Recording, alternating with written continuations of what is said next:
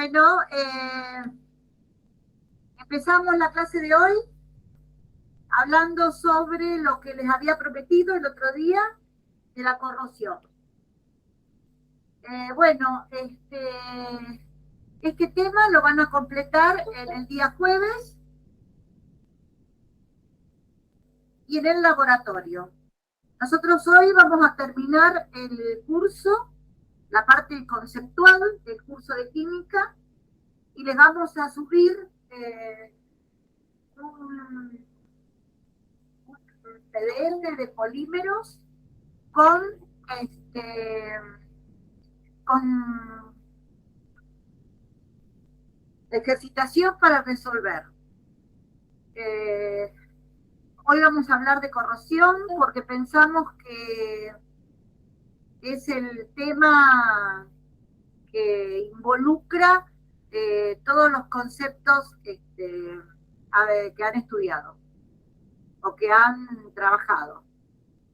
Bueno, Vero, vos cuando tengas que ir, andá nomás, porque ahora yo me quedo con los jóvenes y ya empiezo la clase. Así que mañana posiblemente nos veamos un rato y, y bueno, y eso es todo.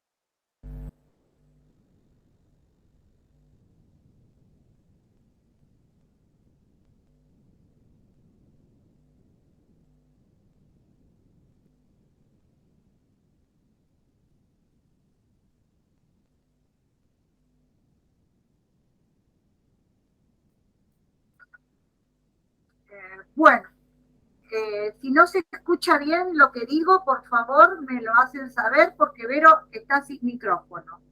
Se escucha bien, Cristina. Ah, está Gerardo, bueno, perfecto. No, no te había visto. Perdón que no te saludé.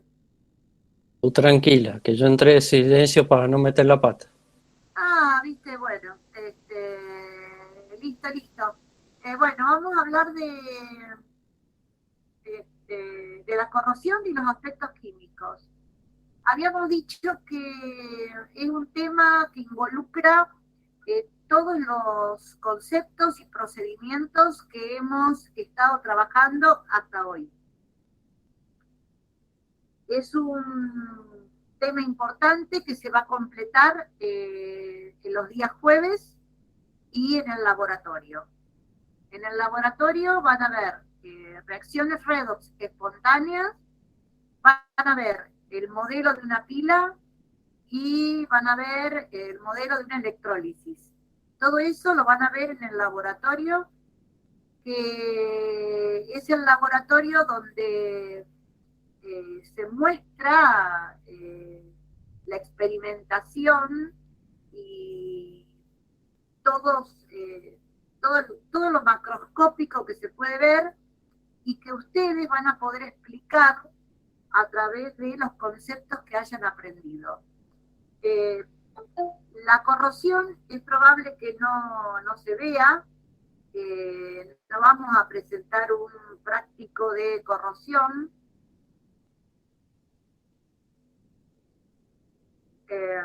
Pero vamos a hablar de ella.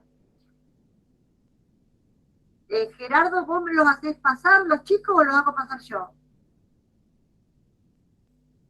Sí, Cristina, lo que pasa es que recién hizo tin tarde.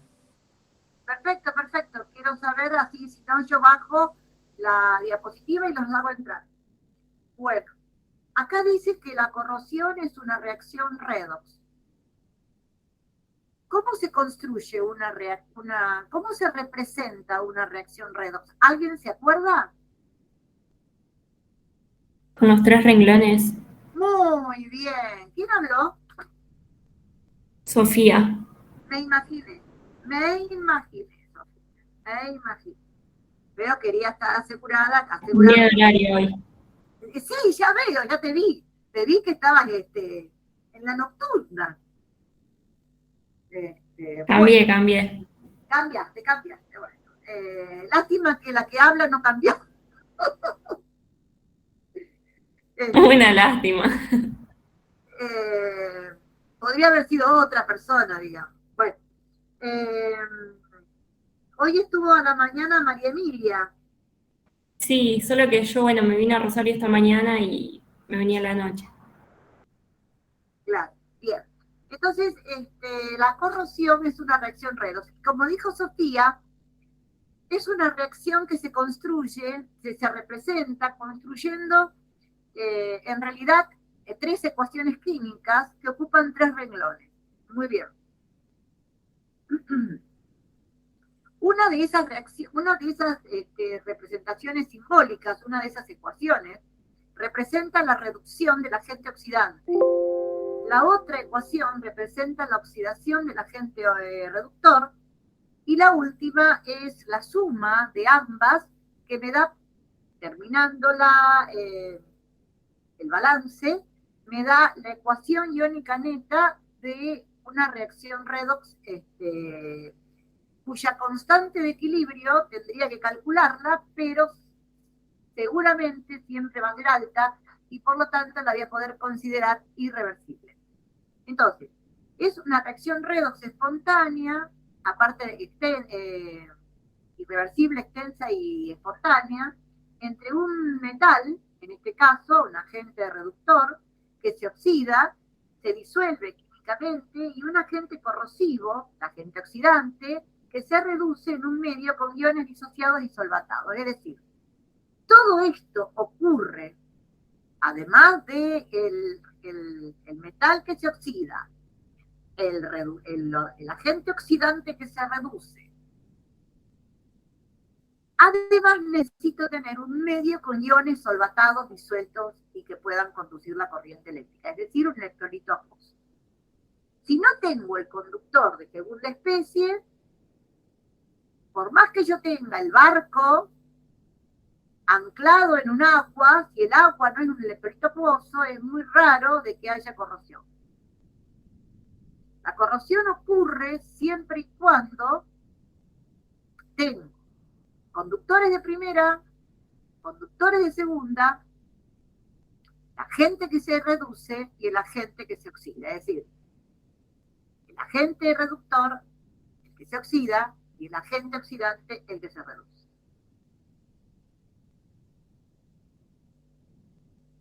Como verán, la corrosión posee los mismos componentes que una celda galvánica, pero no se la utiliza para aprovechar la energía eléctrica, pero sí para saber esa energía eléctrica que circula por el sistema, por los metales, por los conductores de primera.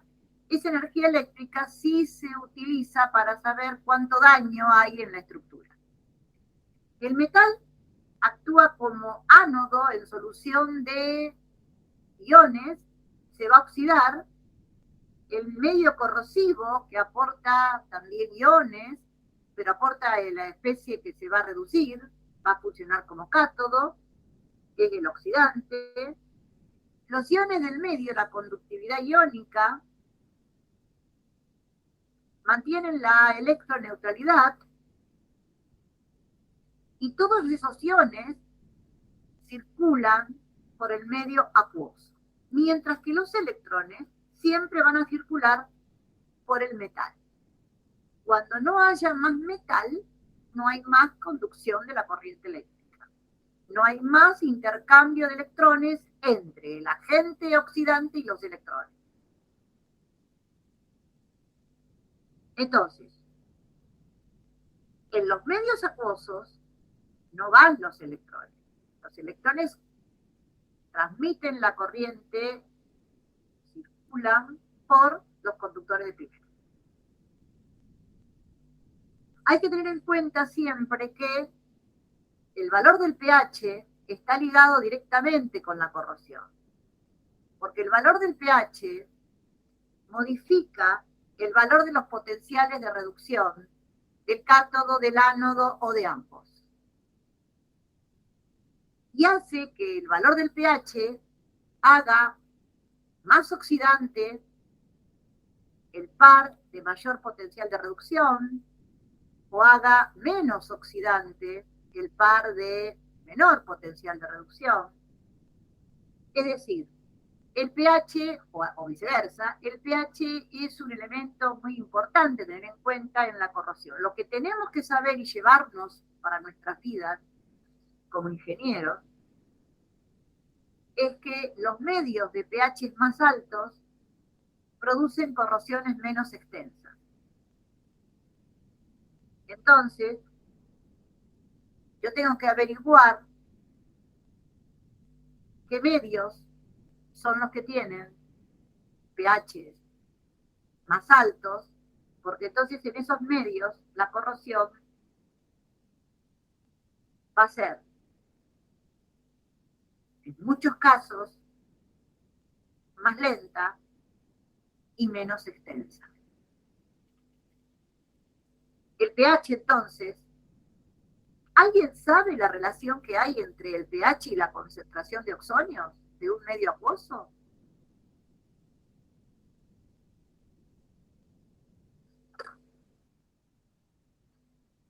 ¿El menos logaritmo? ¿El menos logaritmo de qué?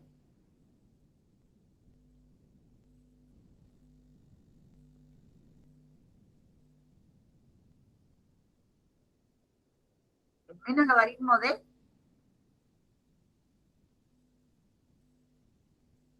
¿Era de la concentración de oxonio? Correcto. Ahora decime qué relación hay entre el valor del pH y la concentración de oxonio.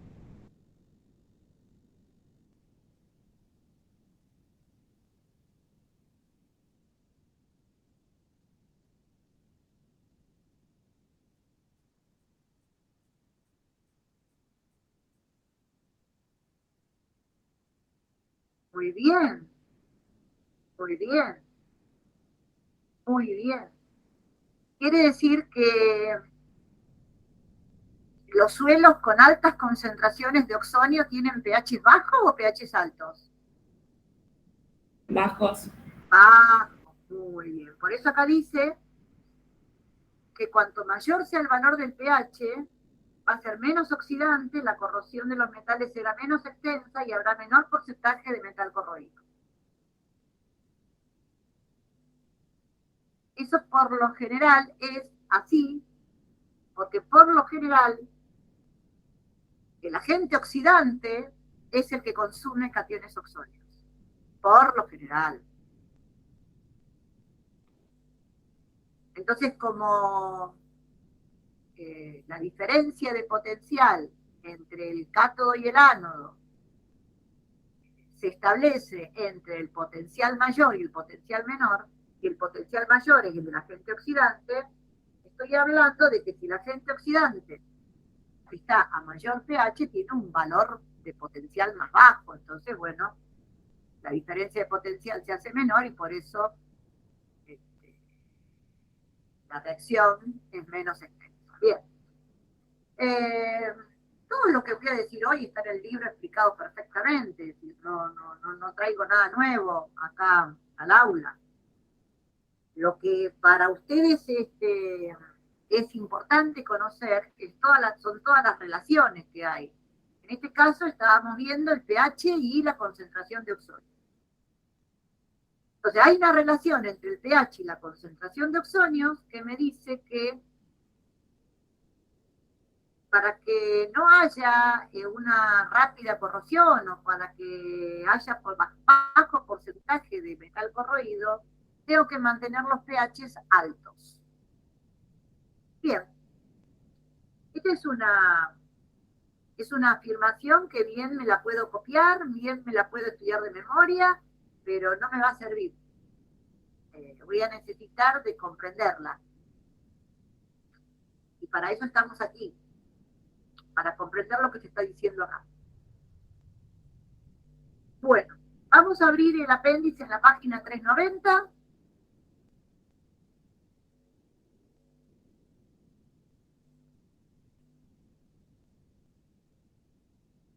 ¿Ya lo abrieron? ¿Lo tienen presente?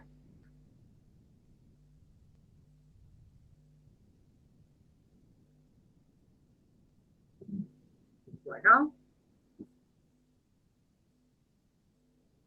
Vamos a ver entonces en esa página los procesos catódicos más frecuentes. Entonces, el número 1 dice que se llama medio ácido.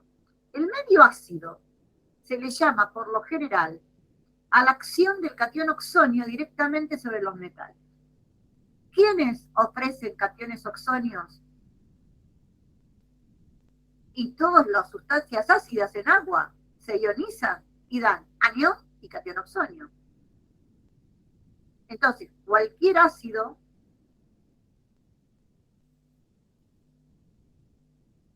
va a dar cationes oxonios. Pero cuando uno habla del medio ácido, se refiere únicamente al catión oxonio. ¿Cuáles son los ácidos que en contacto con los metales disuelven a los metales químicamente? Todos los ácidos que por ionización en agua generen catión oxonio y un anión no básico. O un anión básico, pero que no pueda reducirse más de lo que está. Cuando los aniones no se pueden reducir más de lo que están reducidos, por ejemplo, en el caso de los hidrácidos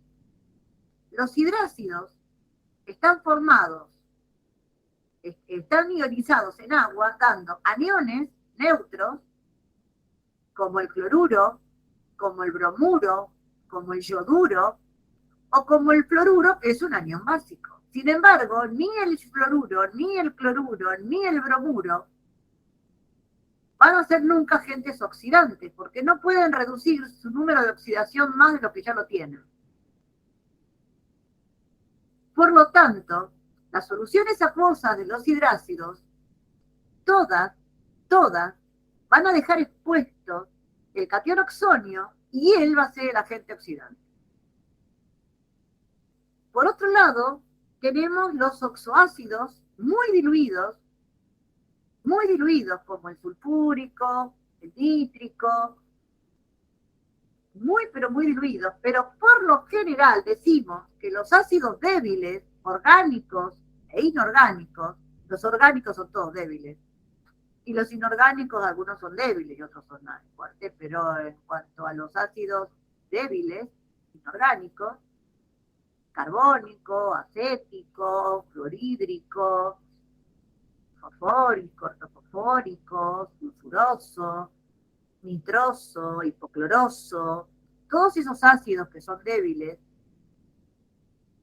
por ionización en agua generan catión oxonio. Y es ese catión oxonio, independientemente de lo que le pase al anión, es ese catión oxonio el que actúa como agente oxidante. Por lo tanto, las soluciones acuosas que tengan disuelto jugo de limón, Coca-Cola, la soda, el agua de lluvia, la 7-Up,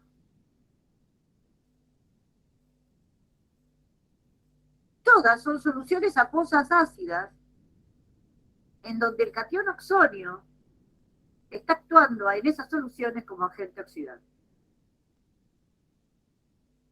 Hoy le preguntaba a los estudiantes del grupo de la mañana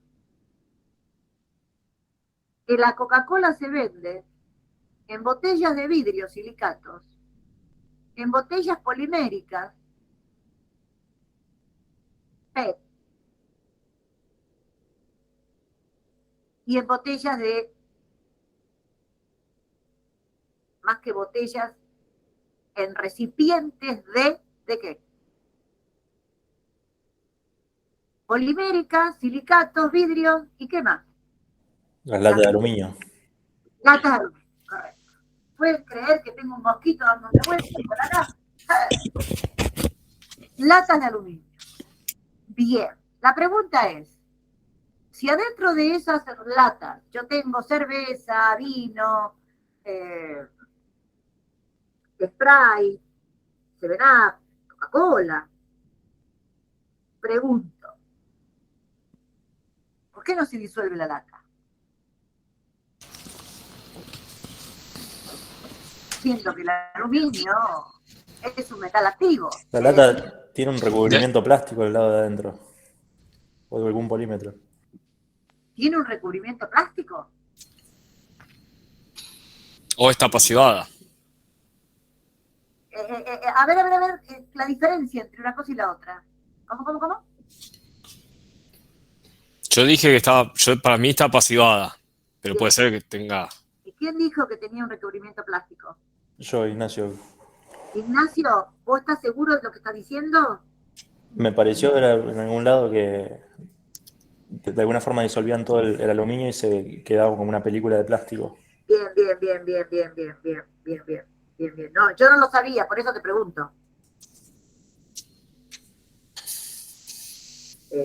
Sí, en general cuando se necesita hacer la recuperación de aluminio o reciclaje de aluminio, por ejemplo, para utilización y formación de alumbres, se hace el ataque con ácido sulfúrico de las latas utilizadas y se recupera como sal de aluminio, una de las posibilidades de recuperación del aluminio. En ese caso, que serían las que están más ajadas o una parte del reciclaje, como dice Ignacio, queda lo que es la parte polimérica, insoluble y se puede separar. Ah, mira qué dato. Yo no sabía que estaba recubierto de un polímero.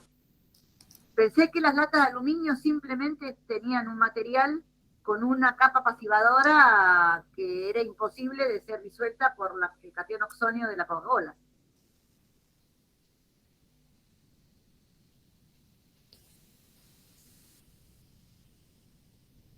Claro. Bien, bueno, un detalle que esta mañana, ves, Gerardo, estaba esta mañana, me iba a completar la idea. Yo no sabía que además tenían una capa polimétrica. En realidad son de las últimas tendencias que existen a nivel alimentos, que tiene que evitarse de todo tipo el contacto con metales y con plásticos que generen microplásticos. Son de las últimas normativas que se están manejando a nivel de fabricación de envases. Claro. Yo lo que sabía, yo les contaba hoy a los estudiantes que las latas de frutilla y las latas de panito, que son muy ácidas, sí, esas sí tienen un recubrimiento polimérico. Claro. Sí, porque uno los abre y lo ve directamente. Sí, Ahora, tal cual. no sabía que las latas de cerveza y las de Coca-Cola también tenían un acabado, digamos, incoloro prácticamente, transparente. Exactamente, sí. Un polímero, bueno. Pero bien, Ignacio, bien chicos, el catión oxonio no es capaz de destruir entonces las capas pasivadoras, ya sean de materiales poliméricos, como dice Ignacio, o pasivadas con otros materiales, como digo yo, como pueden ser sus capas de óxido. Porque claro, a veces uno piensa, bueno, el óxido también es un óxido anfótero, ante un ácido y una base se va a disolver. Pero la concentración que yo tengo y el pH que tiene, capaz no es factible de hacerlo. Pero, Claro, Cristina, eso es exactamente lo que sucedía antes de las normativas claro, de encontrar, viste, los microplásticos y todas esas cuestiones actuales, ¿no? claro. Bien, entonces el medio ácido está dado por los ácidos débiles y los hidrácidos. El catión oxonio que proviene de los ácidos débiles y el catión oxonio que proviene de los hidrácidos. Y cuando yo quiero saber, quiero construir mi ecuación química que represente la corrosión de un determinado metal en un medio ácido, yo ya sé cuál es el que va a funcionar como par oxidante, como par que se reduce, como par catódico, y va a ser cation hidrógeno que me da dihidrógeno.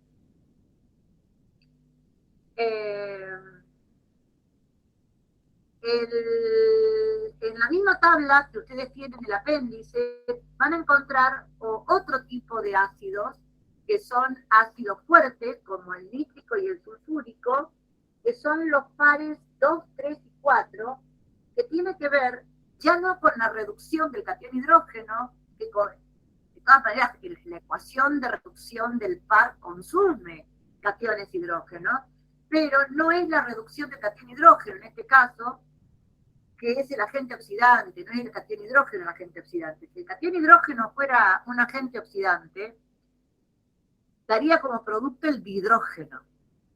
Y otra de las cosas que quería decirles, que el agua está formada por el oxígeno, que tiene número de oxidación -2. No se puede pensar que las moléculas de agua sean agentes oxidantes por el oxígeno, porque no se puede reducir más de lo que está.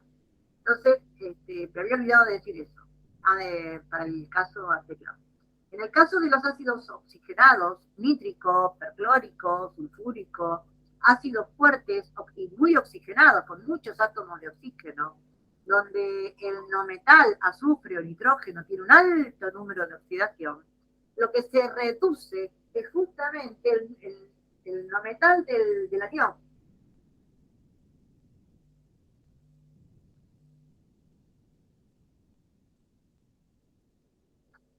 Entonces, en este caso, cuando el medio es ácido y oxidante, que todo el ácido se dice que es oxidante, porque lo que se reduce es el nitrógeno del nitrato. Entonces, el nitrógeno que actúa con número de oxidación +5 en el nítrico, pasa a +4 en este caso, que es el dióxido de nitrógeno. Un gas de color marrón que no sé qué grupo estaba diciendo yo, que no me acuerdo ya, en un taller de industrial comentaba que el dióxido de nitrógeno es un gas que proviene de la reacción muy perjudicial que tiene o que tenían los óxidos de nitrógeno de los autos sin convertidores catalíticos que salían por el caño de escape, y a las 10 de la mañana, 11 de la mañana, mediodía, la radiación ultravioleta generaba reacciones muy peligrosas con intermediarios que eran radicales libres, que junto con los restos de hidrocarburos constituyen una atmósfera peligrosa llamada smog fotoquímico, y uno de esos componentes es el gas marrón dióxido de nitrógeno, que se produce recién después que incide la luz ultravioleta sobre los óxidos, sobre el monóxido de nitrógeno. Con esto quiero decir que esta reacción, que es la reacción de un par oxidante, puede llegar a cualquier compuesto del nitrógeno con menor número de oxidación, y esta es una de las reacciones que también se generan por acción de la lluvia ácida y los metales. Bueno, Otro de los medios es este. Este es un medio, como dice allí en el apéndice, oxigenado, es el número 7, oxigenado, ácido y acuoso. Entonces, ¿por qué es oxigenado? Porque es un medio que tiene dioxígeno disuelto. ¿Por qué es ácido? Porque necesita un medio de pH menor que 7.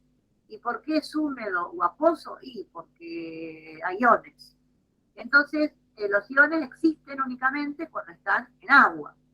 Entonces vemos acá que el dioxígeno es el agente oxidante que se reduce a oxígeno -2 en el agua. El catión hidrógeno no cambia el número de oxidación, sino que constituye ese medio ácido y se necesita para balancear la masa del elemento hidrógeno. Entonces, estas son dos ecuaciones químicas representadas, que representan cátodos frecuentes que reciben la denominación medios oxigenados, ácidos y acuosos o húmedos. Estas son otras representaciones simbólicas donde no aparece ni el dioxígeno, ni el dihidrógeno, ni el catión oxonio, ni el anión hidróxido. Son sales formadas por cationes de alta carga que pueden funcionar como agentes oxidantes. Ustedes lo vieron a esto cuando explicamos electrodos de oxidorreducción. Recuerden que tanto los electrodos de gas como los electrodos de oxidorreducción necesitan de un conductor de primera. Bien, estos son los cátodos 5 y 6 que aparecen en el apéndice en la página 390, que son cationes oxidantes, y son cationes oxidantes frente a determinados metales. Y por último tenemos un medio oxigenado básico y húmedo o acuoso representado por el dioxígeno gaseoso o acuoso y el medio básico representado por el producto, el anión hidróxido. Bien, este es un medio muy común porque es el medio de las aguas naturales, del agua potable. Uno puede representar el agua potable, las aguas naturales a través de este medio. Todas las aguas naturales tienen dioxígeno disuelto.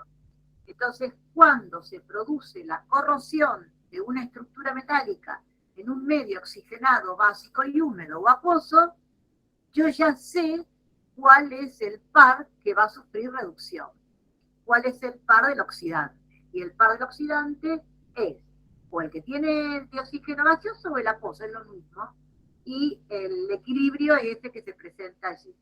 Estos son ecuaciones químicas que ustedes las tienen en forma separada de las del potencial estándar de reducción, porque tienen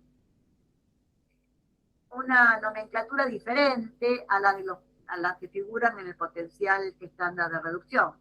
A estas ecuaciones se les da, o a estos sistemas se les da un nombre determinado. Medio oxigenado básico, medio oxigenado ácido, etc. Bien.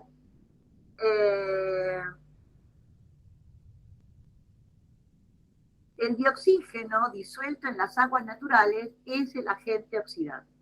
¿Qué novedad? Es un agente oxidante porque se encuentra en un par de alto valor de potencial estándar de reducción y además porque él se puede reducir, las dos cosas. Por eso es un agente oxidante importante.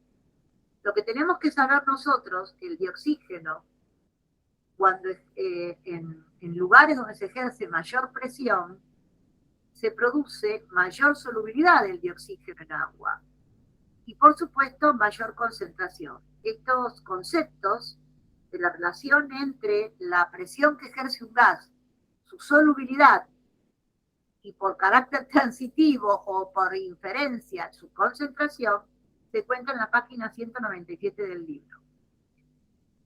¿Qué significa que hay mayor disolución del dioxígeno? Entonces, quiero que se fijen en la ecuación que dice dioxígeno gaseoso más 2 moles de agua líquida más 4 moles de electrones me da en equilibrio, está en equilibrio, 4 moles de anión hidróxido. Quiero que tomen en cuenta esa ecuación. La pregunta que voy a hacer sería, ¿ahí la ven bien? ¿Ahí ven bien la ecuación? Bueno, van a tomar la que acabo de decir, que es la primera, esta. Entonces, vamos a suponer que yo tengo un agua natural a 5.000 metros de altura y un agua natural con la misma salinidad a nivel del mar. Entonces, me voy a preguntar si esta reacción que estoy estudiando, que se encuentra en equilibrio, el hecho de que la presión del dioxígeno sea diferente va a afectar la posición del equilibrio. Vamos a suponer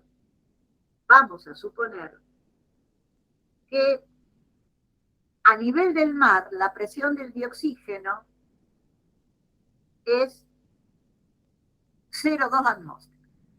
Pregunto, a 5.000 metros, ¿qué presión ejerce el dioxígeno en las aguas naturales? Más baja. Bien, por ejemplo, No sabría decirlo, pero sé que es más baja porque menor la altura, digamos, no tenés tanta compresión sobre el gas. perfecto. Entonces, vos podrías decir, Luis, que a nivel del mar, la concentración del dioxígeno en esa agua, ¿cómo va a ser respecto del agua que está a 5.000 metros de altura? Mayor. Mayor.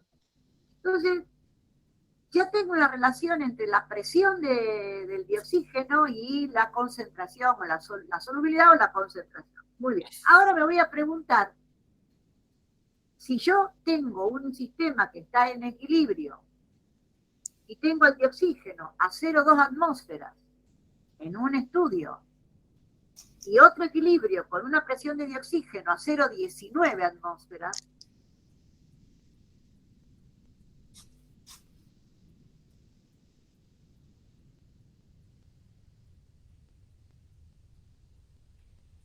he modificado qué cosa del sistema que estaba en equilibrio.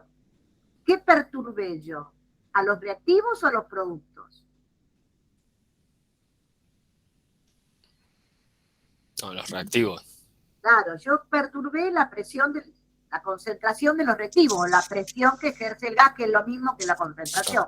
Asumiendo que todo el resto de las variables están constantes. Pero exactamente, sí. Asumiendo que todo eso mismo, digo que cuanto más alta es la presión del reactivo gaseoso, más tendencia tendrá el sistema a evolucionar hacia la derecha.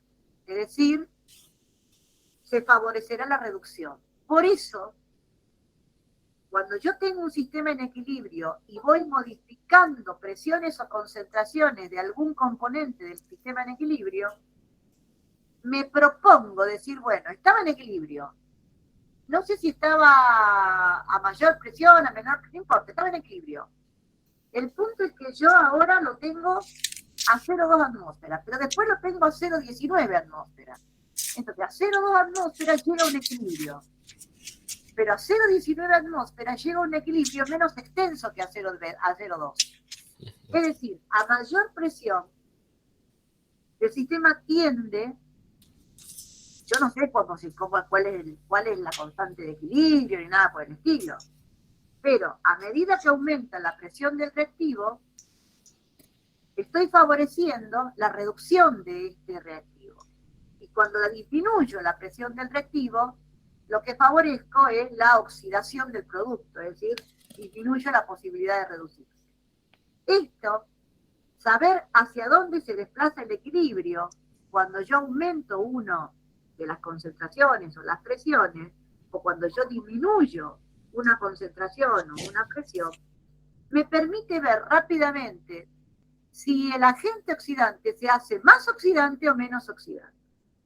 Y entonces, aumentar la concentración de un reactivo o la presión de un reactivo gaseoso en un par que ya es oxidante, favorece la reducción de este y se hace más oxidante. Bueno, ese tipo de análisis que estoy aplicando Le Chatelier, lo puedo comparar también con qué ocurre con el pH. Vamos a suponer que este sistema que está en equilibrio está en condiciones estándar. ¿Qué pH tiene? ¿Qué concentración de hidróxido aparece ahí?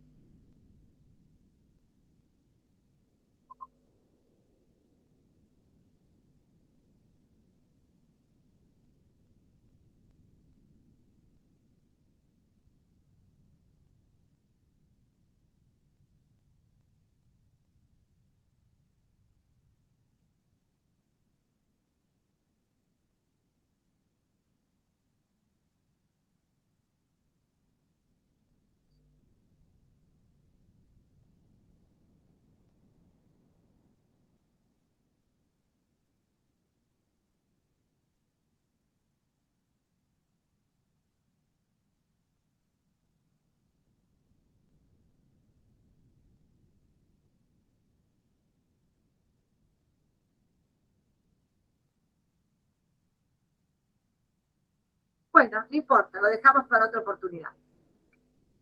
Entonces, vamos a ver los aspectos químicos de la corrosión y vamos a decir que la corrosión, representada por la ecuación iónica neta de la disolución química del metal, es extensa, irreversible y espontánea.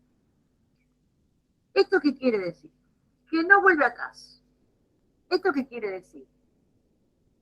Que nadie la puede evitar. No se puede evitar. Lo único que se puede hacer es disminuir su velocidad, pero no se puede evitar. La corrosión existe, va a existir, existirá, existió y va a seguir existiendo. Vamos a suponer que yo tengo una atmósfera constituida por dioxígeno, dióxido de carbono y de nitrógeno, que está ejerciendo una presión sobre un suelo acuoso en donde tengo enterrado una estructura metálica. Enterrado una estructura metálica. La estructura metálica tiene una parte enterrada y otra parte aérea.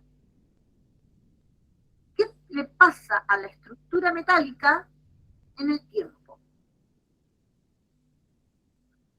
Por lo que yo veo en este dibujo, y por motivos que no voy a explicar ahora, el que quiera saber por qué, yo se lo voy a explicar en una hora de consulta.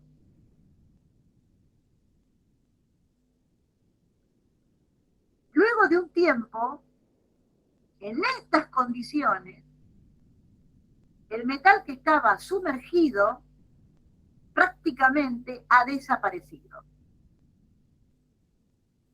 Bueno, ¿qué fenómenos ocurren cuando tengo una estructura metálica en un medio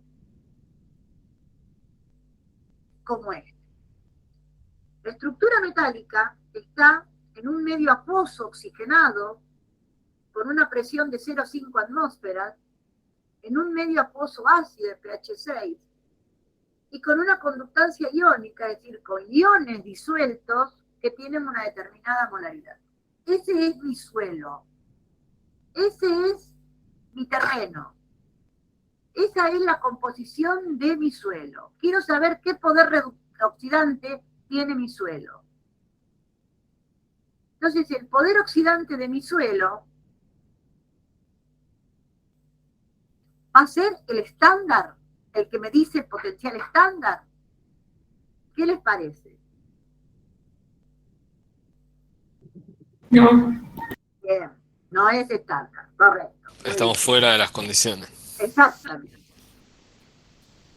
El pH 0, el pH 6 es probable que sea producido por el dióxido de carbono que difunde y se disuelve en las aguas de los poros de ese suelo, Ustedes saben que el suelo tiene una porosidad, que tiene una atmósfera y una solución acuosa muy parecida a la atmósfera terrestre y a las soluciones acuosas de las aguas naturales.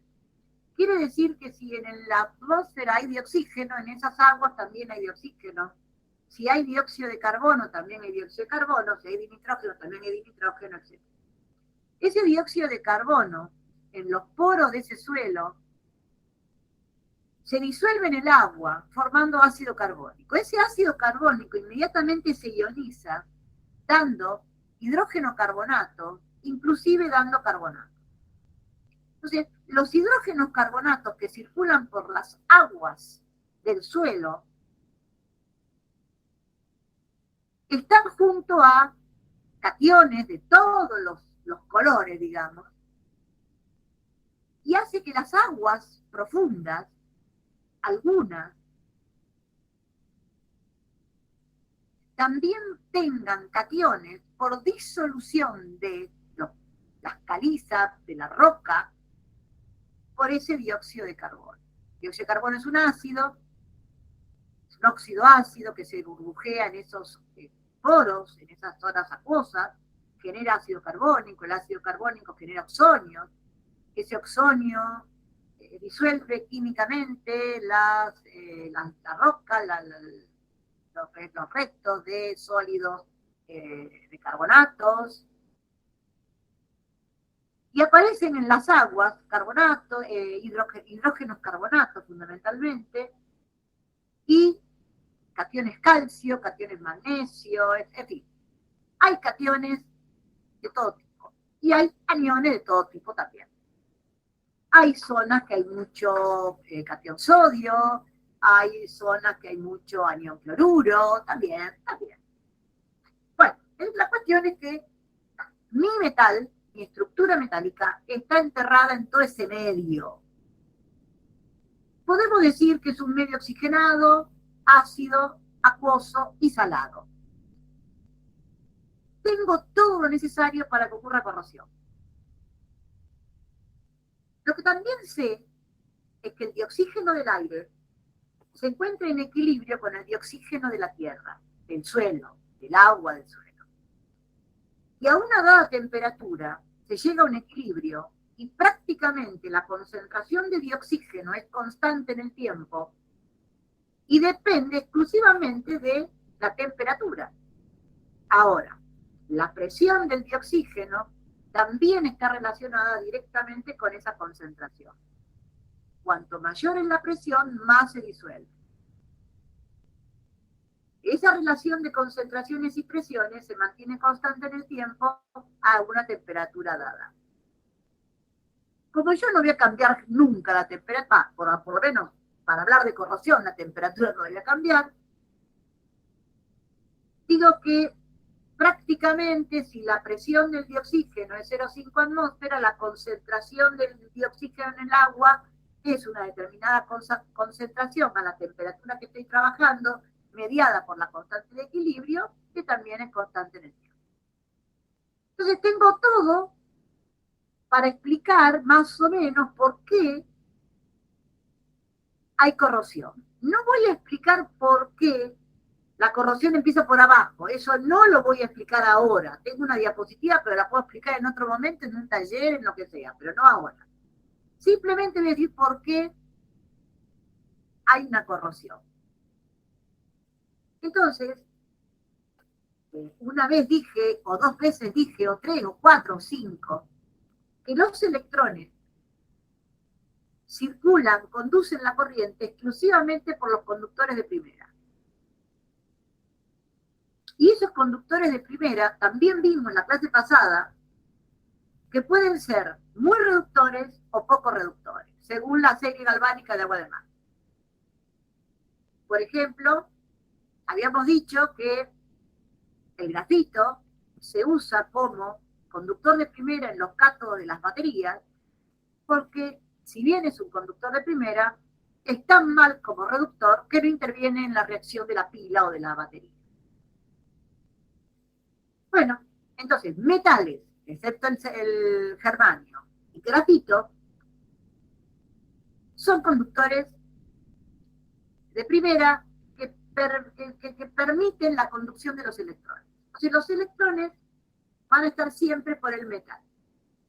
Cuando hablo del medio oxigenado, acuoso y ácido, lo primero que se me viene a la mente es que los electrones siempre van a circular por los metales y que en el medio acuoso se va a dar una reacción entre el dioxígeno disuelto, que puede estar gaseoso, escrito o acuoso,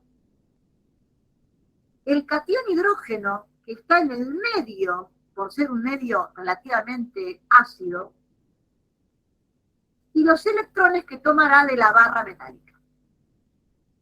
Si eso lo considero un equilibrio químico, puedo expresar el Q de mi reacción. Y entonces, con todas esas condiciones, podría calcular el potencial. Evidentemente, respecto del estándar, que es 1,23 voltios, este potencial ni tendría que calcular el valor. Yo ya sé que es un poco menor. ¿Por qué es menor? Porque la concentración del catión oxonio y la presión del dioxígeno no son las estándar, son la del oxonio. Es mucho menor a 1 molar y la del dioxígeno es mucho menor a 1 atmósfera. Entonces, como están disminuidas las concentraciones de los reactivos, las presiones, yo ya sé que respecto del estándar, esto va a estar desplazado hacia la izquierda. Es decir, en estas condiciones, el par del dioxígeno, agua, no es tan oxidante como en condiciones estándar. De hecho, tiene un potencial de reducción de 1,128. Bastante menos. Lo cierto es que, a pesar de las condiciones, a pesar de ser condiciones posiblemente casi cercanos a una posible realidad, el potencial de reducción del par del metal, de la estructura metálica, siempre es menor al potencial de reducción del par del dioxígeno. Por eso el dioxígeno sigue siendo el agente oxidante por excelencia. Bueno, muy bien. Estudiado entonces los datos, estos son los datos que yo tengo en mi problema. Todo esto constituye el conjunto de datos que salen de mi propia cabeza por todo lo que yo estudié. Ahora me pongo a pensar cuáles son las reacciones que ocurren. Si los electrones circulan por el metal,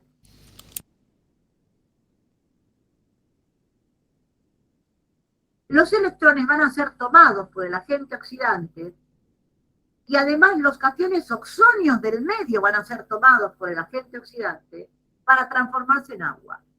Va a haber, evidentemente, en este suelo, una disminución de cationes oxonios. No porque los cationes oxonios se reduzcan, sino porque los cationes oxonios son consumidos por el agente oxidante y empiezan a disminuir su concentración.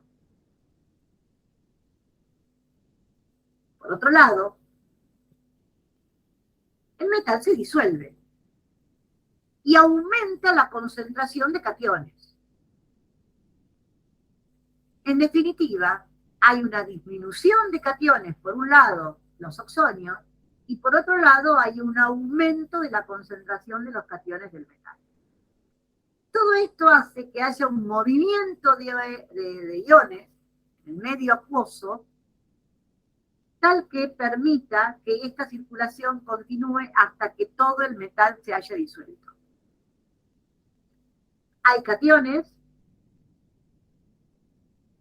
y hay aniones. Los aniones van a tratar de mantener la electroneutralidad de ese aumento de cationes del metal. Y por otro lado, los cationes de las sales que están van a tratar de mantener la electroneutralidad por el aumento de aniones hidróxidos del suelo. Porque en todas las aguas naturales tiene que haber un equilibrio entre oxonios y aniones hidróxidos. Si la concentración de oxonios disminuye, la concentración de hidróxidos aumenta. Entonces, en este medio comienza a haber un aumento de la basicidad del medio. Entonces tendría que haber, al aumento de aniones hidróxidos, tiene que haber un movimiento de cationes del medio. En definitiva, hay una revolución de cationes y de aniones en las aguas de estos suelos, producto de la oxidación del metal.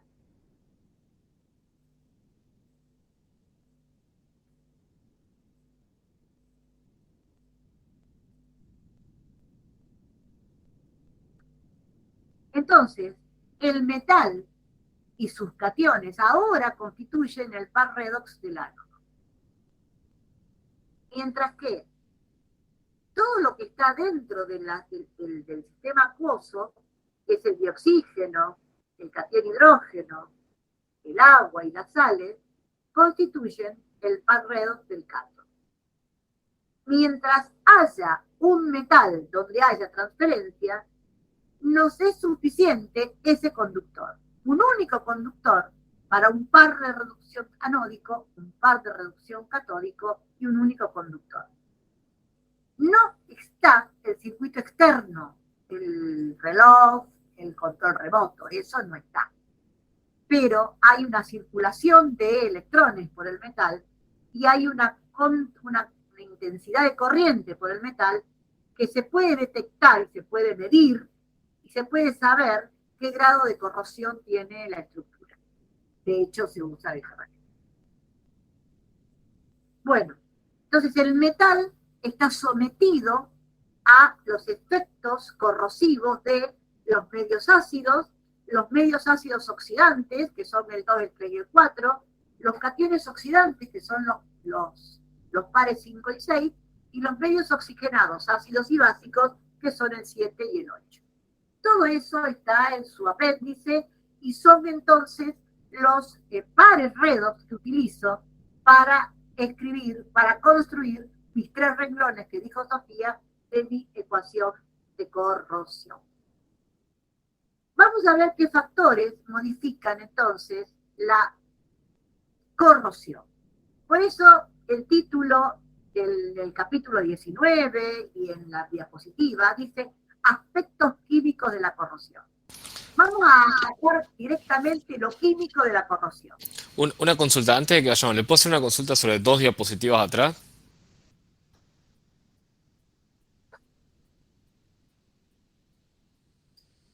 Ahí está bien que diga E0R, porque no es estándar ese potencial de reducción.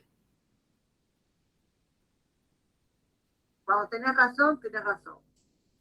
Pues en la anterior también estaba y me lo puse a buscar, me parecía que busqué la definición. Sí, ahí no me di cuenta esta mañana. En la anterior también estaba. Lo vemos. No, esto está mal.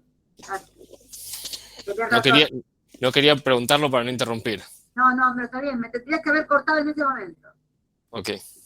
Ahora borré lo que tenía que ver, ahí está, eso es. No, también es ahí. Ahí está bien. Sí. O sea, lo que está bien es acá, pero está mal el resultado. No, el resultado está bien, el 1.23 es el E0. El resultado está mal, correcto, Luis. Correcto, ya está. Le tengo que decir a Vero que lo modifique. Porque yo se lo pasé y tiene ese error. No me di cuenta esta mañana. Gracias, Luis. De nada.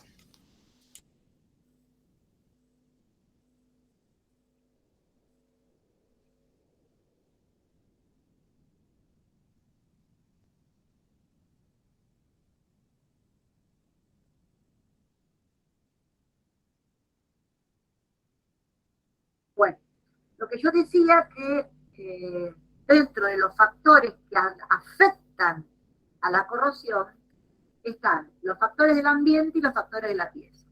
Los factores de la pieza tienen que ver con la pureza que tenga la pieza, con las características intrínsecas de los metales y con las tensiones que pueda tener la pieza. Estas características, estas tensiones y el grado de pureza y según el tipo de impureza que tenga la pieza, van a producir variaciones en el poder reductor de la pieza y la velocidad de la corrosión. La superficie de contacto del metal frente al agente corrosivo se ve aumentada cuando se producen distintas tensiones en la pieza. Por ejemplo, en los alambres que están tensionados, en la zona de tensión, por ahí comienza la corrosión. En los alambres de púa comienza la corrosión en las púas.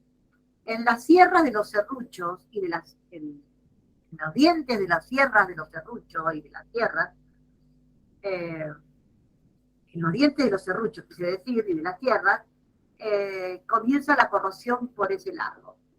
Cuando el metal está pulido perfectamente, la superficie de contacto es mucho menor y entonces la corrosión tiene menor velocidad.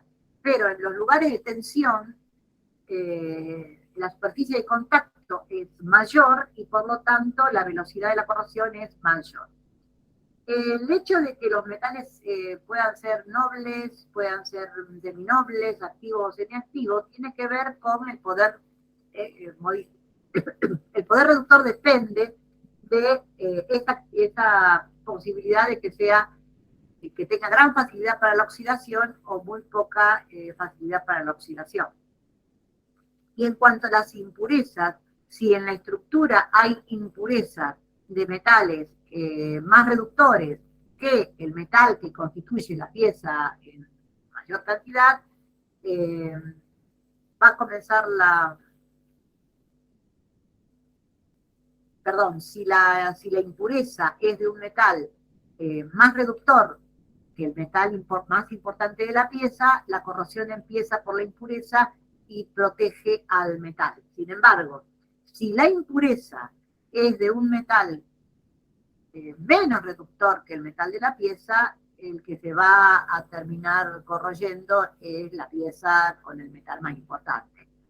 Eso lo vamos a ver dentro de un ratito, porque tiene que ver, es el fundamento de los ánodos de sacrificio. Bueno, la temperatura. La temperatura es un factor que todos conocen que afecta a la velocidad en forma directa. Es decir, la corrosión es más rápida a mayor temperatura y es más lenta a menor temperatura. Sin embargo, y acá vamos a poner un refutador a esta aseveración, que no es 100% categórica, porque si hay un refutador no va a ser categórica. Sin embargo, a mayor temperatura, los gases corrosivos que están disueltos en agua disminuyen su solubilidad y su concentración. Esto quiere decir que, desde el punto de vista de los gases corrosivos, la velocidad disminuiría. Por eso se tiene que decir que a mayor temperatura es muy probable que aumente la velocidad de la corrosión. Eso no quiere decir que siempre sea igual. ¿Por qué? Porque si hay gases disueltos, esos gases que también producen corrosión, su concentración se ve disminuida y por lo tanto allí habría que hacer un balance en quién afecta más. Sí, la corrosión porque hay mayor temperatura, la velocidad se aumenta más por la energía térmica que por la concentración. Claro, pues se estarían compensando, o sea, sube la temperatura pero me cambia la concentración. Claro, es decir, habría dos tendencias opuestas, claro. Y bueno, habría que hacer un balance. De todas maneras, esto es muy bueno saberlo porque, por ejemplo... Esto es el Le Chatelier aplicado, lo de la temperatura. Se sube la temperatura, cambia la... No, para, no te adelantes. Cuando yo trabajo con la temperatura y con Le Chatelier, tengo que tener una condición de base muy importante, saber si la reacción es endotérmica o exotérmica. Sí, bueno. Y yo no tengo la más pálida idea de si las reacciones redox que estamos estudiando son exotérmicas o endotérmicas. Eso es cierto. No lo sé. Entonces, como no lo sé y no me interesa tampoco saberlo, simplemente voy a decir que cuando está la temperatura, solamente me muevo a través de la teoría de choque. Y digo, cuanto mayor es la temperatura del sistema, mayor es la cantidad de partículas que tiene la energía de activación o más que de valor, se producirán más choques efectivos en la unidad de tiempo, mayor cantidad de complejos activados en la unidad de tiempo, y por supuesto va a haber mayor cantidad de producto en la unidad de tiempo. Claro, se lo agarra por el lado de la cinética, digamos. Claro, porque a menos, si vos te averiguás, si vos tenés las tablas de entalpía de reacción, si vos tenés la tabla de todas las energías de enlace de todos los reactivos de una reacción de corrosión, calculalo. No, sí, Fijate si es endotérmica o exotérmica, y entonces, bueno, ahí podemos decir si aumenta la temperatura, si el sistema se va hacia la derecha. ¿Sabes por qué mucho no me interesa el equilibrio en ese aspecto? Porque la temperatura va a ser muy importante en aspectos cinéticos. claro. Entonces es probable que no lo tenga en cuenta el aspecto de la extensión o del valor de la constante. Aparte, modificar una constante que puede tener un valor de 10 a la 50, menos, tampoco me embroma demasiado. Sin embargo, saber que un agua caliente con iones y con dioxígeno disuelto es muy corrosiva, me permite a mí preparar el agua de las calderas para que entre sin iones y sin dioxígeno. Entonces, yo lo que puedo hacer es calentarla previamente al agua para eliminar todo el dioxígeno, el dióxido de carbono y demás, y hacer entrar esa agua sin dioxígeno, al menos sin dioxígeno, para que no me corroba la superficie de la caldera. Y por otro lado, si mando el agua sin iones, también es un beneficio, porque sin iones no hay corrosión, por más que esté el dioxígeno. Entonces, hay que atacar a esos dos factores, a la conductancia iónica y a la presencia del dioxígeno. Porque una corrosión no se va a producir si no hay iones en el medio. Una consulta justo con eso. Con que haya, sí o sí tienen que estar las tres. Con que falte una, no hay corrosión. Claro, tiene que estar el cátodo, tiene que estar el ánodo y tienen que estar los iones. Si no, Perfecto. si falta uno, no va a pasar. Perfecto. Entonces, la temperatura lo dejamos para la velocidad. Perfecto. En cuanto a la conductancia iónica, que también se puede ver como, yo lo tomo como que va a balancear las cargas, pero tiene mucho que ver la conductancia iónica con la velocidad de corrosión, por procedimientos que no vamos a discutir en este curso de química. Explicaciones que no vamos a dar en este curso de química. Simplemente vamos a decir que cuanto más concentrado en sales es un agua, mayor será la velocidad de corrosión. Y ahí se termina todo. Habrá que saber cuándo un agua es más concentrada en iones. Eso corre por cuenta del cálculo de concentración de iones. Pero el mecanismo por el cual el aumento de las sales en las aguas naturales aumenta la velocidad de la corrosión es un tema para trabajar muy costoso a los fines del curso de química. De este curso de química, ojo, de este curso. El que necesite alguna vez saber más puede acercarse a la cátedra que nosotros lo vamos a explicar, tenemos material para eso.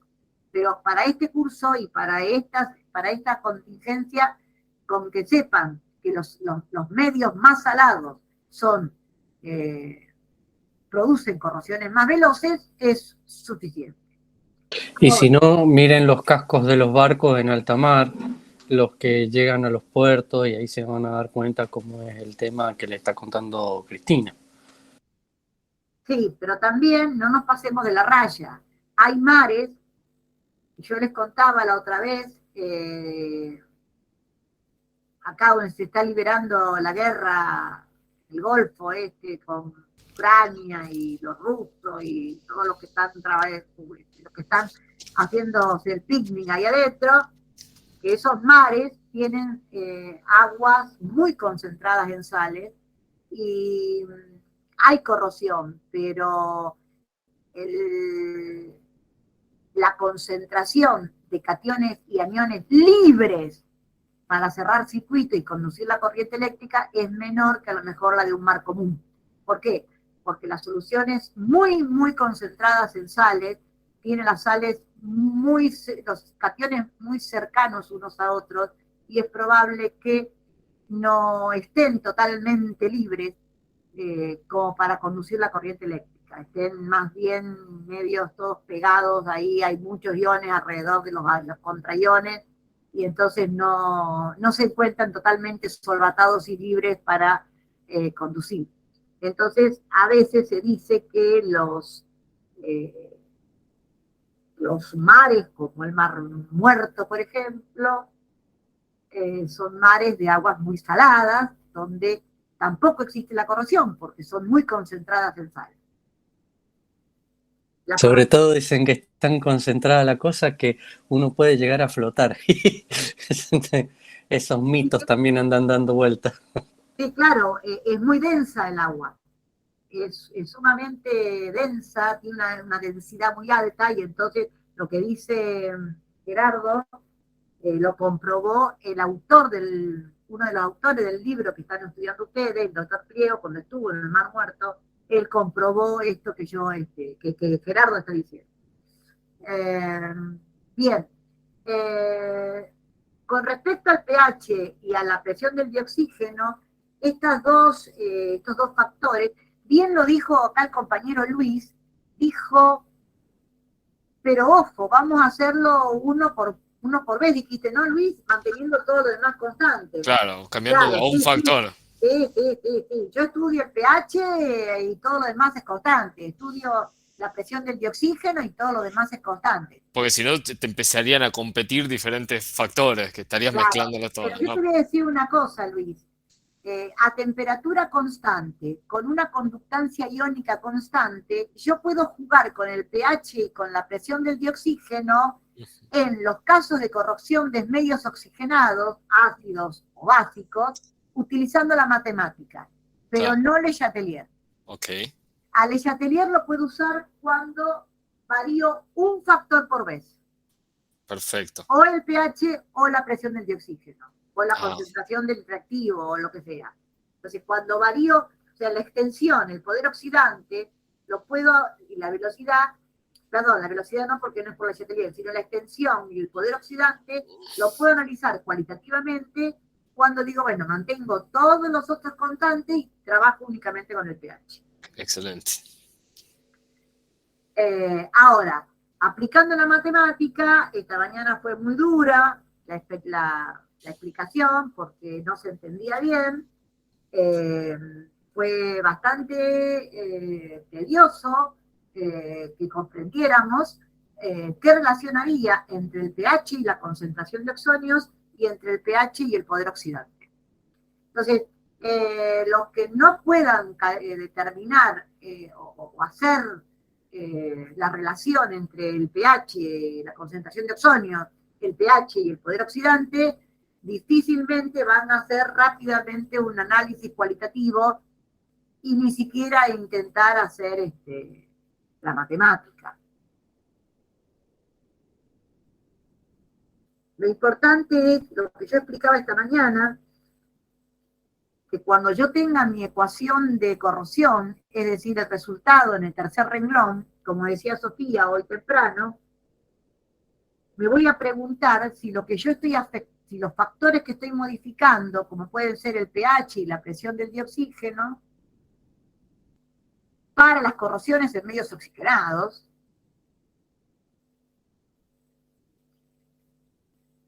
¿qué es lo que estoy movilizando? Si la concentración de los reactivos o la concentración de los productos. Y ahí voy a ver hacia dónde se puede llegar a mover el equilibrio, hacia dónde puede evolucionar el sistema cuando yo modifico las concentraciones o las presiones de los reactivos. Todo lo que haga que la reacción se vaya para la derecha va a ser más espontáneo, más extenso. Y todos los factores que hagan que el sistema en equilibrio evolucione hacia la izquierda va a reducir la extensión. Generalmente lo que se hace es aplicar Le Chatelier al par del oxidante.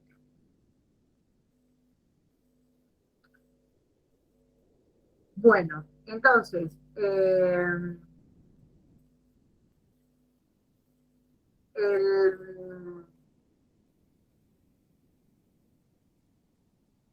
lo que dice acá, yo tengo una estructura que tiene una característica determinada, la presión del dioxígeno no la puedo modificar porque es la presión que tengo, es lo que hay, no hay otra, es esa y no hay otra, es la presión atmosférica, es decir, no creo que pueda modificarla.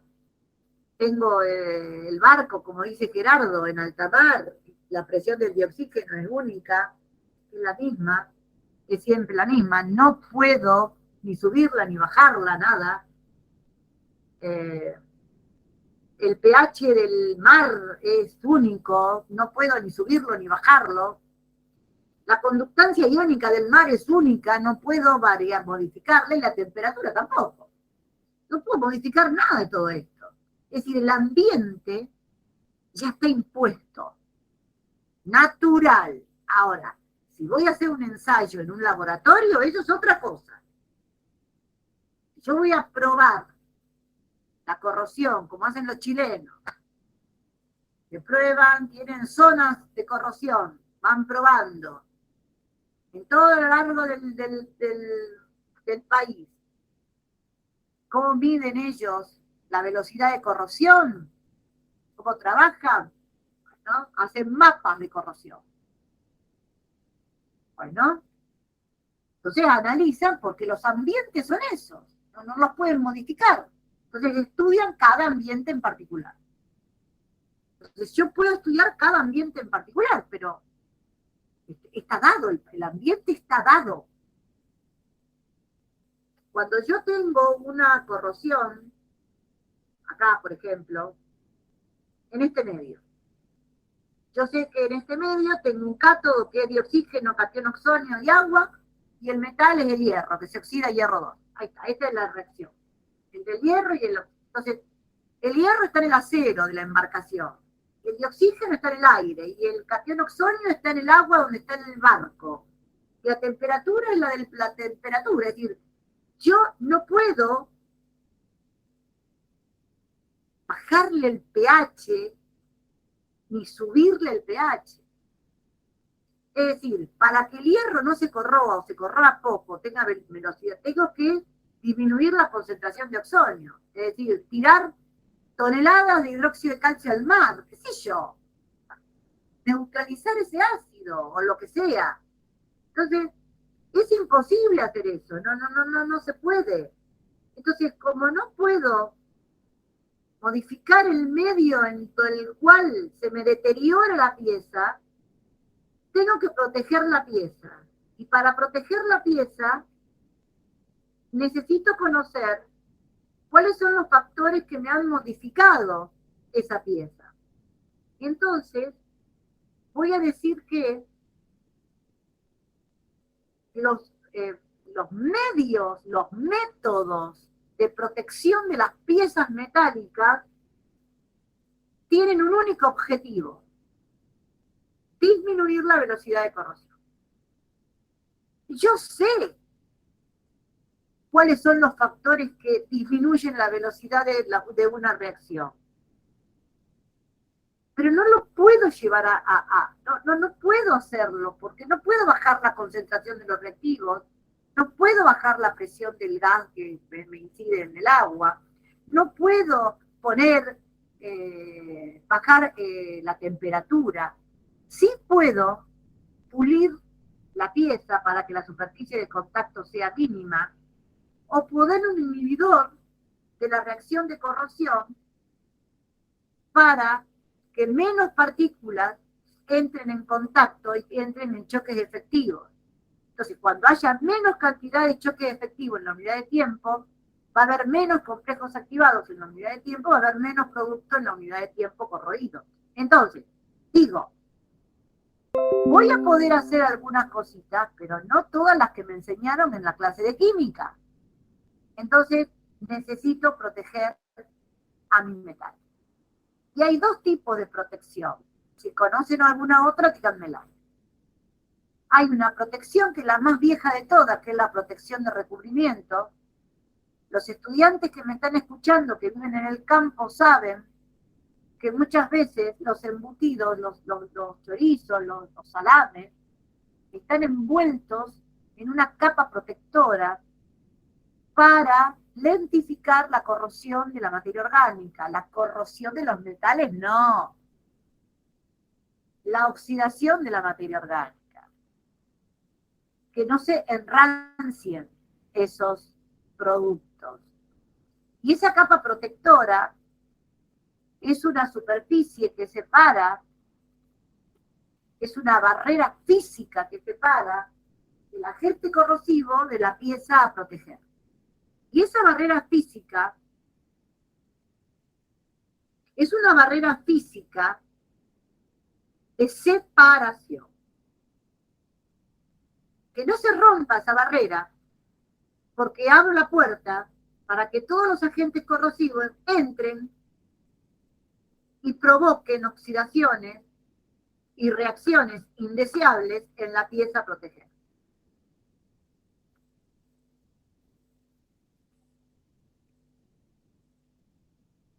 El caso del hormigón armado, ¿saben lo que es el hormigón armado? Voy a preguntar.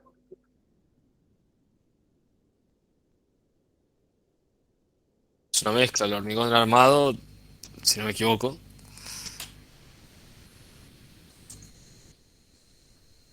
Donde vos tenés una pieza, un grupo de piezas metálicas recubiertas, si no me equivoco, ¿correcto? ¿Alguien sabe lo que es un hormigón armado? Más o menos está bien, pero ¿alguien sabe un poquito más del hormigón armado? No estudio civil, pero alguien de civil que me ayude. Claro, estamos esperando que alguien de civil nos diga. Sí, yo por lo que he visto, ¿alguien vio cómo se hace un edificio? Un puente, una casa, con hormigón armado. Sí, profe, es una combinación de material de concreto y tiene el refuerzo del hierro, Correcto. del acero, perdón. Está bien, está bien, está bien. ¿Cómo es esa estructura? ¿Cómo es esa armadura? ¿De alambres, de varilla, de qué son? Sí, de varilla puede ser. Varilla, muy bien. Que están escaseando, te digo. Bueno, son varillas de un acero que se usan para después ser rellenadas y protegidas por una barrera física que se llama concreto, como dijo el compañero. Bien, Luis, bien, el compañero que habló, ¿cómo se llama? El alumno que habló, ¿cómo se llama? Valentín, profe. Ah, Valentín, bueno. Sí, está bien, Valentín, que es un concreto, es una mezcla de cemento, una mezcla de óxidos básicos, dióxido de silicio, arena, piedra, catalizadores para el fraguado sea más rápido. Bueno, digamos que es una mezcla cementante que tiene que tener un pH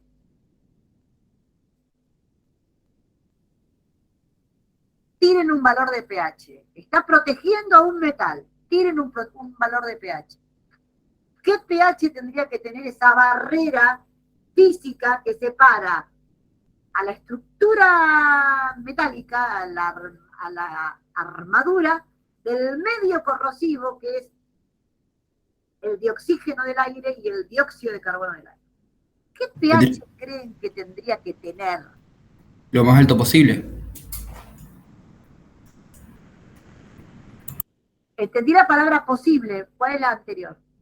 Lo más alto posible. Lo más perfecto. Lo más alto posible. Más o menos esa barrera física que separa la armadura del medio tiene un pH de 12, 2,5. El problema está, uno lo puede detectar con un indicador de ácido base. Hay en los análisis que se hacen de los hormigones, uno pinta con un indicador. Se usa la fenolftaleína, fundamentalmente. Si da fucsia es porque el pH anda lindo, anda bien. Si da rosita, empiecen a pensar que puede haber un desastre, y si es incoloro, se cayó la estructura. Bueno, no importa.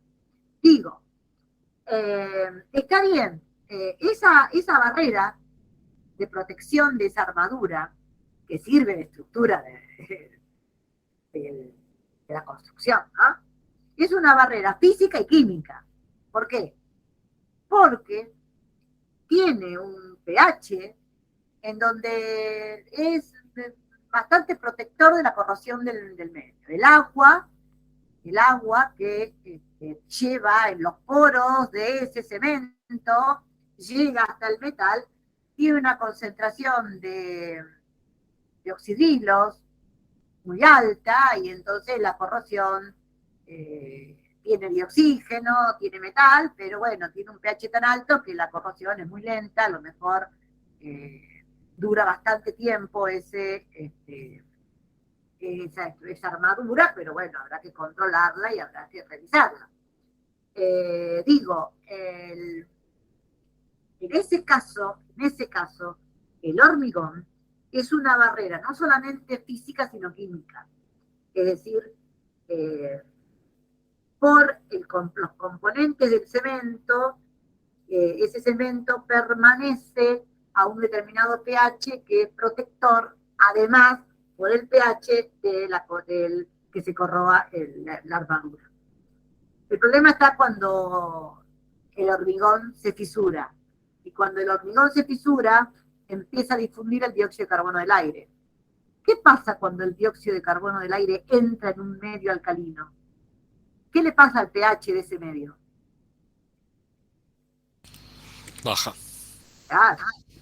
Estoy agregando un ácido, algo. No sé qué pH tiene, pero a lo que tengo, claro, se puede formar ácido carbónico, carbonato de calcio, se puede formar cualquier cosa. Tenés como 4 opciones, por lo menos en la tabla, así mirándolo rápido. Se pueden formar un montón de cosas. El punto es que el dióxido de carbono empieza a bajar el pH de ese hormigón. Y cuando baja el pH de la solución acuosa del hormigón, porque, a ver, en todos los poros hay agua, hay hidróxido de calcio,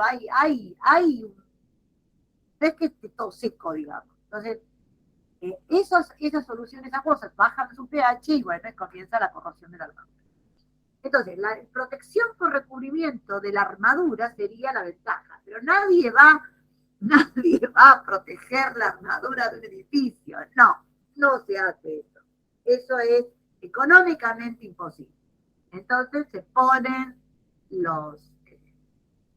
¿vieron? Cuando se ponen las varillas, que algunas están ya oxidadas, ¿no?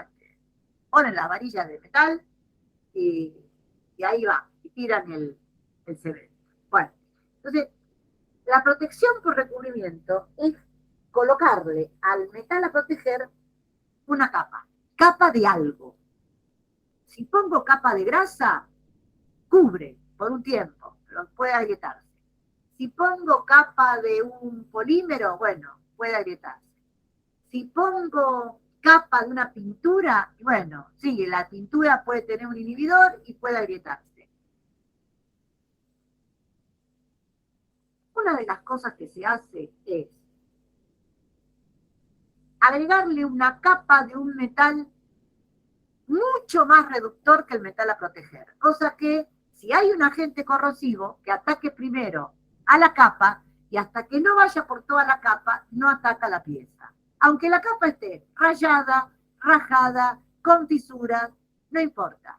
El agente oxidante siempre va a consumir totalmente al metal más reductor, es decir, el más activo, es decir, el que menor potencial de reducción tenga, es decir, el que mayor potencial de oxidación tenga.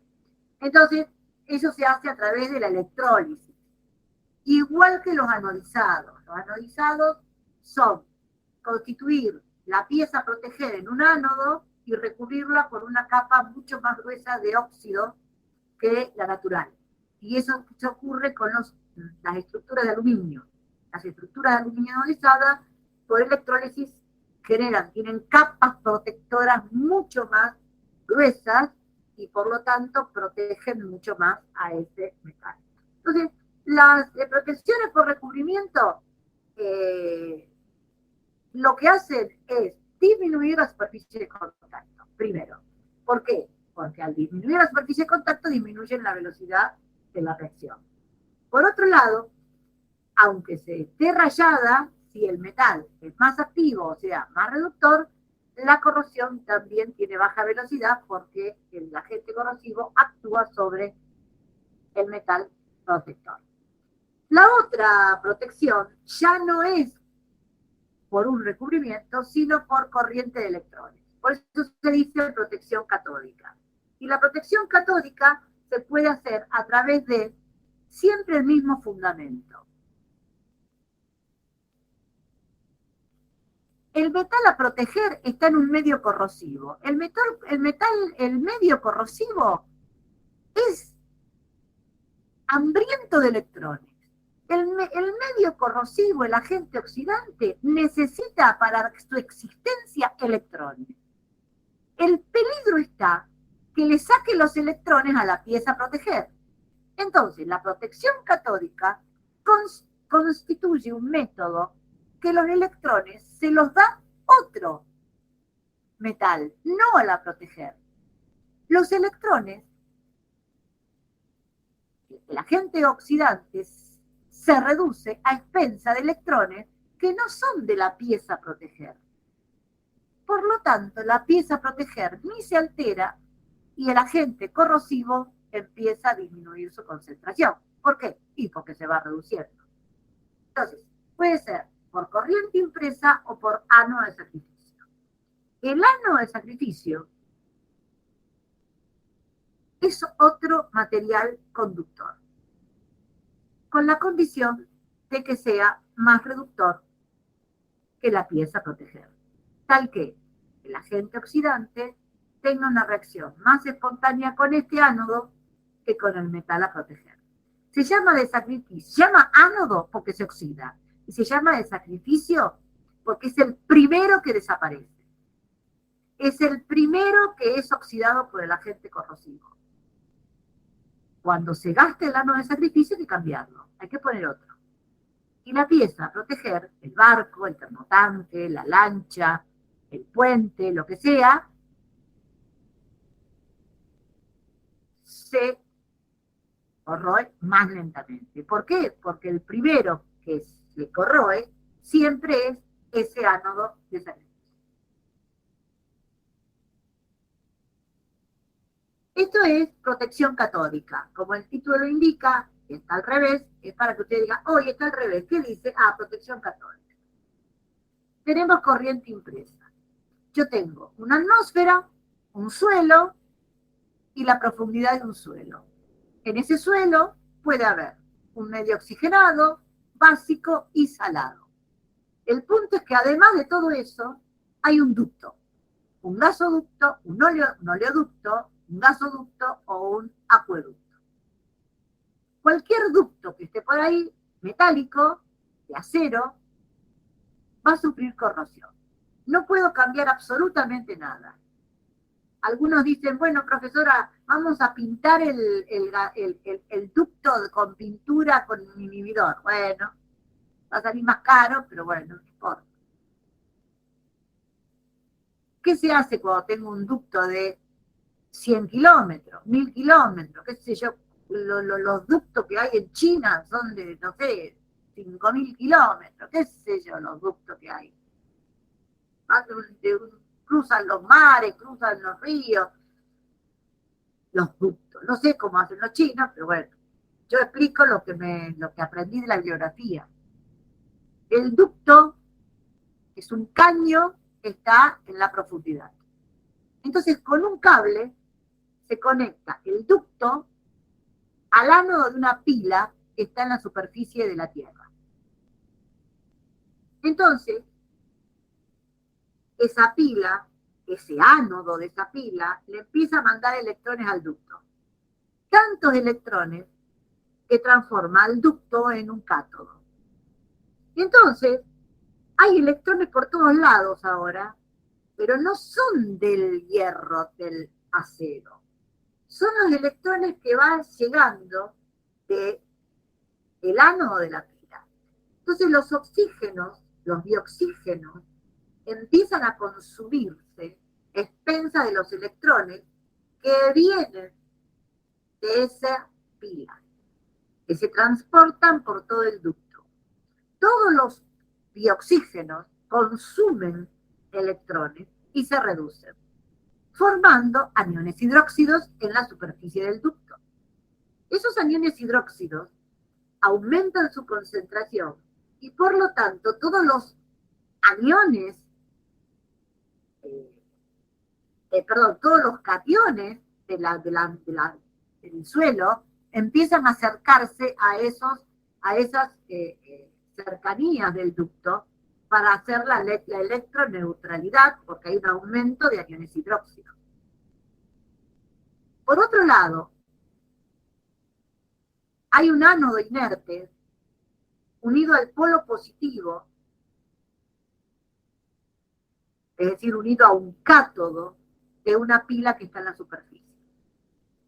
Entonces, por un mecanismo de reacciones no espontáneas, lo que se genera acá es una electrólisis, tema que van a ver dentro de una semana. Entonces, cuando tengo este sistema, todos los aniones ven que ese ánodo está conectado al positivo y empiezan a trasladarse hacia esos ánodos y a dejar sus cargas. De tal manera que de esos ánodos inertes de grafito, conductores de primera, pero no son reductores los ánodos de grafito, salen electrones y vuelven a la pila. En definitiva, se cierra el circuito. Lo que quiero que quede claro es lo siguiente. El dioxígeno del agente oxidante no consume los electrones del ducto, sino que consume los electrones que circulan por el ducto, que son los electrones que provienen de una fuente continua externa. Y el ducto se transforma en cátodo. Por eso se llama protección catódica. Se transforma en un cátodo porque el dioxígeno se reduce en ese ahora electrodo. En un termotanque, que es de acero, lo que hay es un material de magnesio. Es una barra de magnesio que se empieza a oxidar a expensa del agente oxidante de oxígeno. El magnesio se empieza a disolver químicamente y los electrones que larga recorren todo el termotanque. Ahora el termotanque se transforma en un cátodo y le da los electrones al dioxígeno, que se reduce aumentando la concentración de aniones hidróxidos.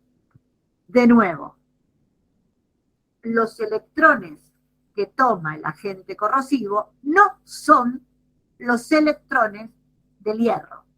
El hierro permanece inalterable. Lo que se oxida primero es el magnesio por tener un potencial de reducción mucho menor, el par del magnesio mucho menor que el par del hierro. Entonces, el material que tiene magnesio, el magnesio de ese material, se oxida más espontáneamente con el agente corrosivo. En ambos casos, los metales a proteger el ducto y el termotanque, el hierro del ducto y el hierro del termotanque, se protegen porque los electrones que consume el agente oxidante no son del hierro, sino que son de otras sustancias, de otros materiales.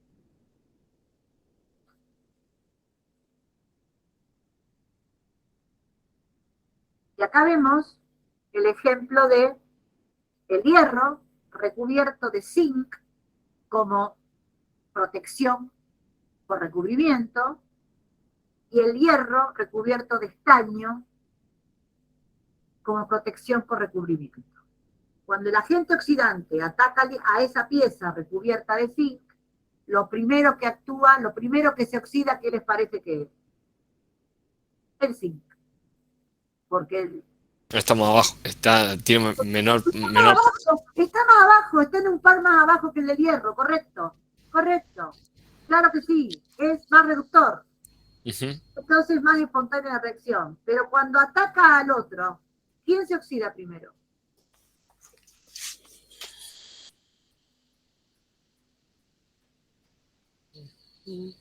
Cuando hay una fisura, se oxida por la fisura el hierro. Entonces, los dos son protectores mientras no haya fisura. Mientras haya una fisura, el zinc es protector, pero el estaño no. ¿Por qué? Porque el zinc es más reductor que el hierro y el hierro es más reductor que el estaño. Entonces, estas cubiertas son protectoras siempre y cuando no estén con fisuras. Si están con fisuras, algunas protegen y otras no protegen. Lo que cambia entre uno y otro quizás es el costo. El costo monetario, quizás. Sí, puede ser. Por ahí se opta por uno en lugar de otro. Sí, puede ser. Por eso, cuando ustedes compran una lata de arveja, una lata de tomate, una lata de durazno, una lata de ananá, una lata de palmitos, traten de que no estén abolladas. ¿Por qué? Bueno, porque puede haber reacciones colaterales, porque al estar abollada la lata, puede que se genere una fisura, y entonces si la lata es dorada, puede ser que sea estaño lo que tienen ahí, y si se raya el estaño, queda expuesta el hierro, y el hierro empieza a correrse con el ácido que son muy ácidas, y son muy salinas las latas de conserva. Tienen muchos